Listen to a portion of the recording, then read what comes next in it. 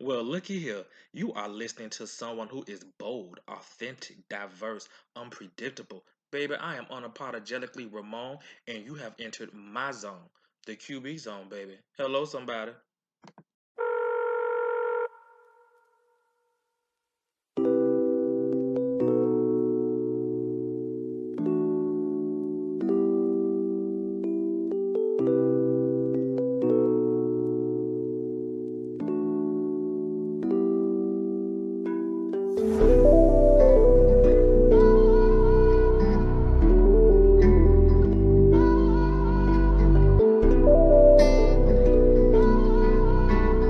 Rock Legion. Listen, y'all know who it is. It is your boy Mo Marquise. And yes, we are back down to the QB zone for another episode. Listen, today I'm going to talk about a subject that, because this season a lot of the episodes have been very, very serious. And by choice, whatever has been placed on my heart is what I choose to talk about. I wanted this season to be a little more authentic and less planned. So whereas the first two seasons, every episode was planned, it was researched, it was outlined, it was put together. I just wanted to be a little more, just go with the flow. I don't know what I want to talk about until that day or until a subject randomly comes across my mind. Well, today, the subject that came across my mind for today's episode is aphrodisiacs. Aphrodisiacs. First thing I think of when I hear the word aphrodisiac, I think of like oysters and seafood and chocolate covered strawberries, whipped cream. I want to talk a little bit more about aphrodisiacs. I remember when I was a student at Florida International University, and I want to say it had to be like my junior year, I believe, where I'm sitting here trying to figure out which electives I wanted to take. I love psychology, I love sociology, and so although that was my major, that was my minor, I had pretty much taken all the psychology and sociology class I wanted. And so I happened to come across, it was a very short list of new electives that FIU was offering, and one of them was sexuality. And I thought it was quite interesting because it talked about sexuality from different cultures and different countries. And I can tell you right now, between all the textbooks that I had in junior high, high school, and college, that was definitely the textbook. That's the only textbook I read from front to back. I read that book like it was a novel. Okay, but I learned a lot about aphrodisiacs and the different desires that different cultures have and different things that fuel that sexual or sensual desires. This episode is not one that is raunchy. It's not raunchy like my first three books were. This is just a little more sensual, really more informative than anything. And just a few things I came across that I want to share with you guys when it comes to aphrodisiacs. And so we're just going to talk about releasing our inner adventurer. Have you ever wanted to spice up your romantic life and push boundaries in the bedroom or wherever you like to have sex? Look, you ain't got to look no further because I want to dive headfirst into some exhilarating ideas when it comes to the world of aphrodisiacs. From decadent oysters to tantalizing brandy, talking about the drink, not the artist, although you can have both at the same time. I want you to get ready to explore some tantalizing universe of libido boosting food. And for those who know what libido is, that basically your horniness, your hormones, your sex drive. We're going to talk about some foods that would definitely help you set your passions on fire. Aphrodisiacs, the age-old secret to igniting desire and fueling lust. These enchanting foods have been renowned for centuries for their alluring properties that promise to set the mood for a night of passion. So why not add a little adventure to your date night and experiment with some of these sensual delicacies? step away from, the regular food, steak, chicken, rice, whatever. Let's spice it up a little bit. So I briefly talked about it earlier. Let's get this started. Let's get the party started with something I've only tried one time. It was okay. Don't need to try it again. It's called oysters. The ultimate aphrodisiac weapon is what they call oysters. The ultimate aphrodisiac weapon of choice for Casanovas and vixens. These slippery delicacies are not only a luxurious treat for those who love them, for your taste buds, but are also celebrated for their libido boosting properties. Allegedly, they really spike up your horniness and your sex drive. So whether you eat them raw on the half shell or grill them to perfection, oysters are sure to get the hormones racing and set the stage for a night of intimacy. Then the next thing you can participate in is brandy. And brandy is treated as if it comes with a sense of sensuality.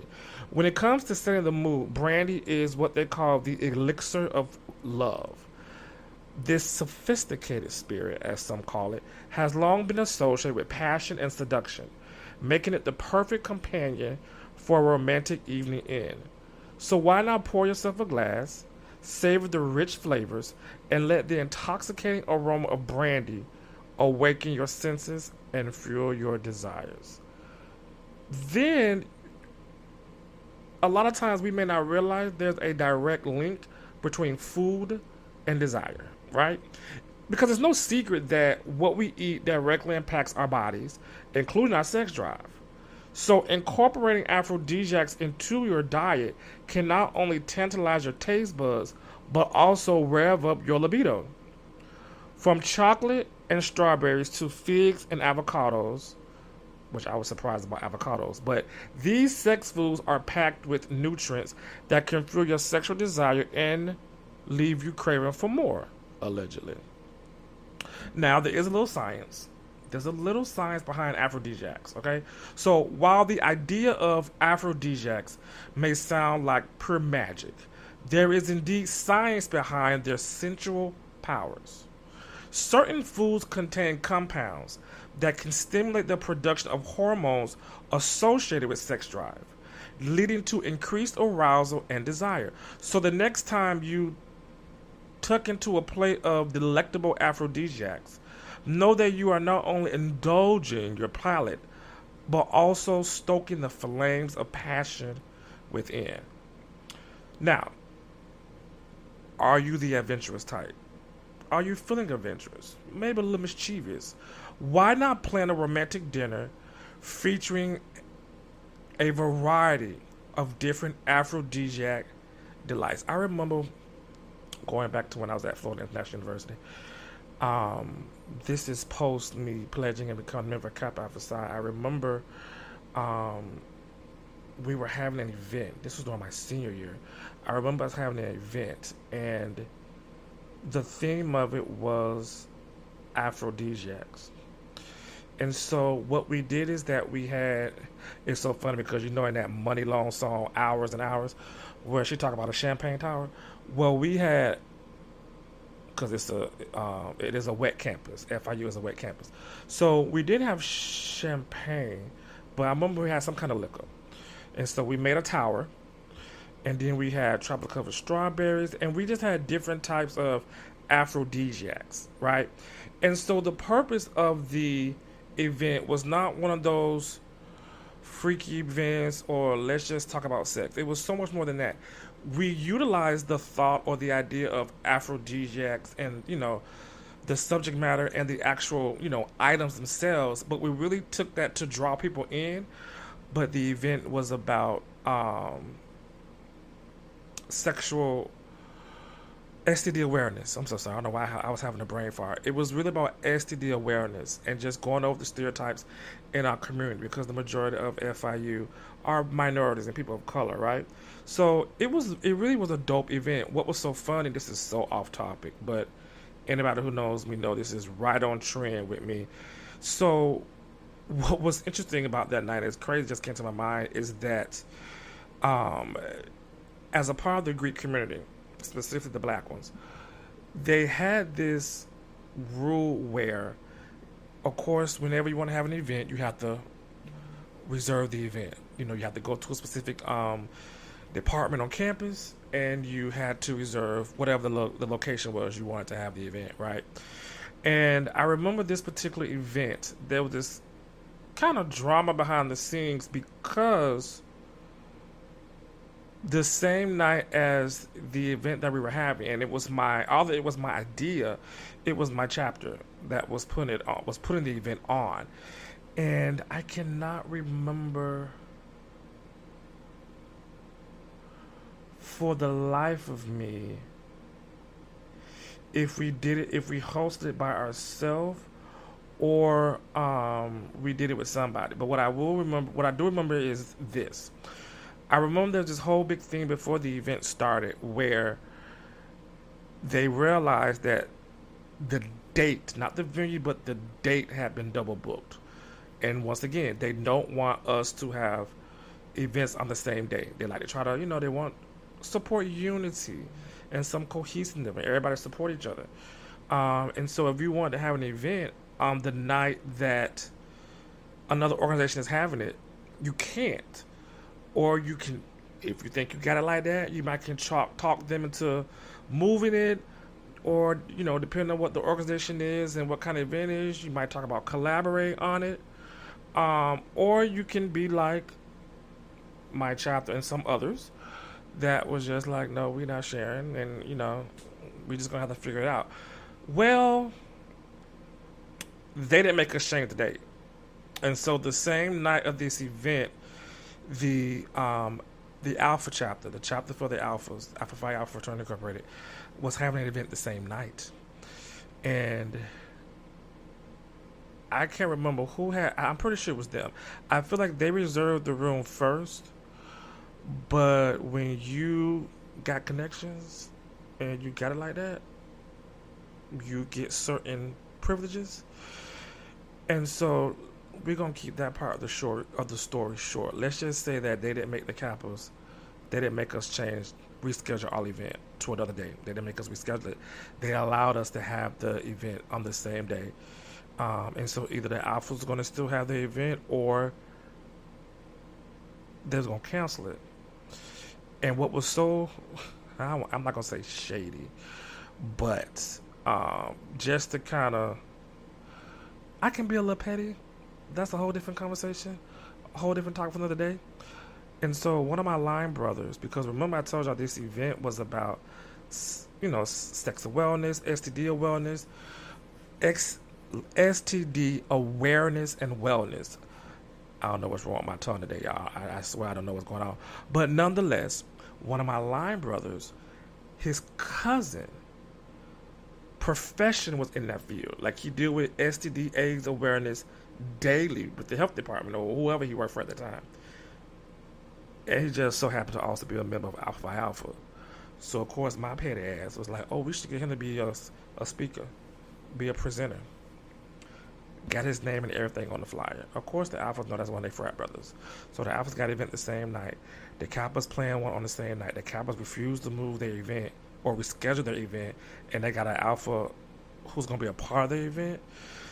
It was this whole big thing, and they came to my chapter's brother was wrong for this because they knew what was going to happen. Alphas approached some of my chapter brothers.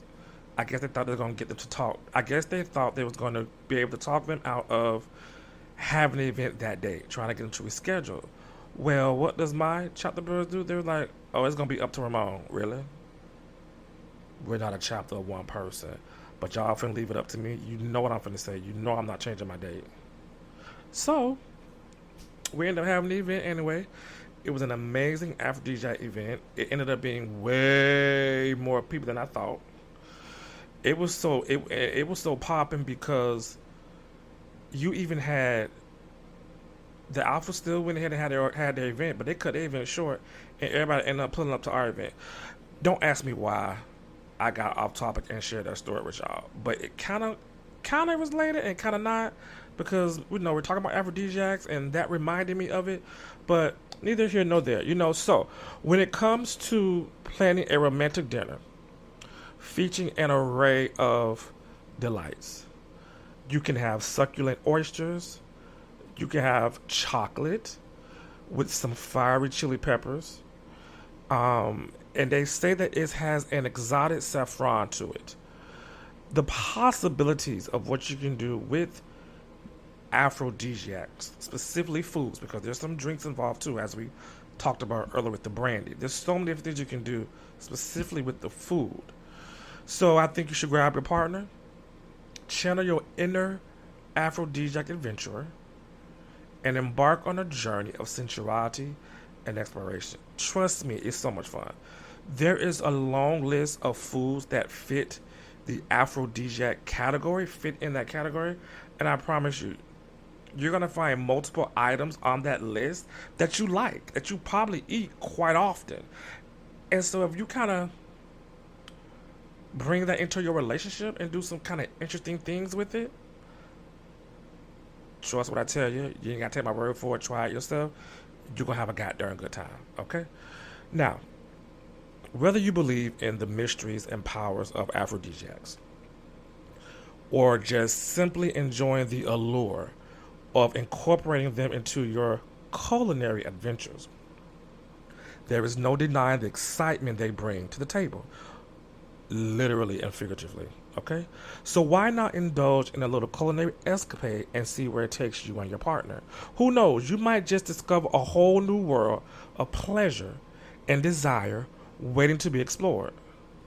So listeners, hello out there. What are you waiting for? Dive headfirst into the seductive world of aphrodisiacs and unleash your inner passion. Now, remember the key to unlocking desire lies in the tantalizing flavors and aromas of these libido boosting foods. Make sure that the flavors of these items don't just throw stuff together. Make sure the flavors complement each other. And if you're going to have smells and different smells involved, whether it's oils, incense, or whatever, make sure the smells are complementing each other. You don't want no smells just clashing and just mess up the whole mood. I was going to say something else, but I'm trying to stop cursing. Mess up the whole mood, okay? So I think you just go forth, let the magic of aphrodisiacs guide you on a journey of love, lust, and unbridled passion. I'm trying to tell y'all, you will have some fun. Now, I want you to turn the heat and spice up your love life with a dash of aphrodisiacs. It's the time to tantalize your taste buds and elevate your romantic adventures with the enchanting world of aphrodisiacs. Now, once again, it's foods, it's drinks, it's a little bit of everything. So you should let the sparks fly and let the passion ignite you as you embark on a journey of love, lust, and culinary exploration. We all love food. We all love to have fun. I promise you, within the realm and boundaries of whatever you're comfortable with, I really think you guys should give it a try. Now, you remember earlier, let me go back. On my blog, RamonMarquisOfficial.com. That's RamoneMarquis official, OFFICIAL.com. If you go to that site and go to my blog, the Keys box, I actually have a blog article where I share specific recipes for dishes. Yeah, you can go to Google and you're going to find a plethora. You're going to find a ton of different recipes and stuff. But if you go to my blog, RamonMarquisOfficial.com, and you just type in the search, you're going to have a search bar on my page. Just type in aphrodisiac and it's going to take you to my blog. That's specifically about aphrodisiacs. And like I said, you're going to have oh my God, I don't even remember how many I did because it was so long ago. But there are like multiple recipes that you can try in regards to playing around with aphrodisiacs, right? But also one thing I wanted to share is 4 drinks. 4 drinks. I came across 4 drinks. And trust me, it's a lot more. And I think I'm going to do a blog about the drinks. But nonetheless, I came across 4 romantic aphrodisiac cocktails. Just 4 that I want to share with y'all. The first one is called Some Like It Hot. Yes, that's the name of the drink. Some Like It Hot. And the good thing about each one of the four cocktails that I'm going to share is that each one of them, of course, has an ingredient that is considered an aphrodisiac. So, this first drink, Some Like It Hot. The aphrodisiac that is in this drink is a jalapeno peppers. And in this drink, you have 1.5 ounce of vodka, zero point 0.5 ounce of blood orange liqueur, one jalapeno, and you would chop up the jalapeno, but one jalapeno, one bar spoon of agave, 0.5 ounce of lime juice, 2 to 3 ounces of grapefruit, and then you're gonna add some garnish. Now, you can use another jalapeno as garnish. You can use, what's the one I like? Cilantro, parsley, whatever you want to use as your garnish. But that's basically all that's in that drink. The next drink is called Make Me Blush. Make Me Blush. And the aphrodisiac in this drink is a cherry. So what you would do is you would get 1.5 ounce of prickly pear liqueur, 2 ounces of sake, that's an Asian drink, 0.5 ounces of cherry liqueur, 0.5 ounce of freshly squeezed lemon juice, and then you want to have cherry on top, and then you can garnish the rim of your drink, the rim of your glass or cup, whatever you're using, with sugar. The third drink is called Manzarita. Now, not margarita, Manzarita. And the aphrodisiac in this drink is cinnamon. And what you're going to put in this drink is 1 ounce of silver tequila, or just 1 ounce of tequila, 1 ounce of organic elderflower liqueur, or just get some elderflower liqueur, 3 ounces of apple juice. That's interesting. I never had too many drinks with apple juice in it. 1 dash of cinnamon, or however much you like, because if you love cinnamon, you can put more. And you want to do 3 wedges of lemon. You want to add that in your drink. The last one, the fourth drink I want to share is called Blood Orange and Ginger. I don't say it gender. Lord, what is wrong with my tongue today, y'all? The drink is called Blood Orange and Ginger Boston Sour. Like, you know how you have an amaretto sour? This is called a Blood Orange and Ginger Boston Sour. And the aphrodisiac in this, which I did not know was aphrodisiac. I know about this a lot, and I use this ingredient a lot because it's very, very healthy in all the forms that it comes in. But the aphrodisiac for this drink is ginger. And what you're going to put in this drink is 2 ounces of blood orange liquor, 2 ounces of bourbon, or how much more liquor you want, because, of course, the more stronger you want, go on and add a little more bourbon. You're going to have 1 ounce of fresh lemon juice, 0.5 ounce of ginger liquor, 1 egg white. They put optional, but you can add 1 egg white. And you can use slices of blood oranges as your garnish. So that's just 4 romantic aphrodisiac drinks that I want to share.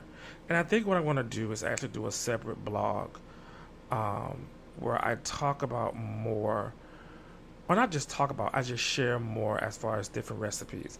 Because this episode is going to have an article about aphrodisiacs, elaborating a lot more on what I shared today in this episode. But I think I'm going to do an actual blog article where I'm sharing actual recipes or whatever, right? So anyway, I ain't gonna keep you guys much longer. You know what I'm finna do before we get up out of here? Yes. I'm going to leave you with a quote.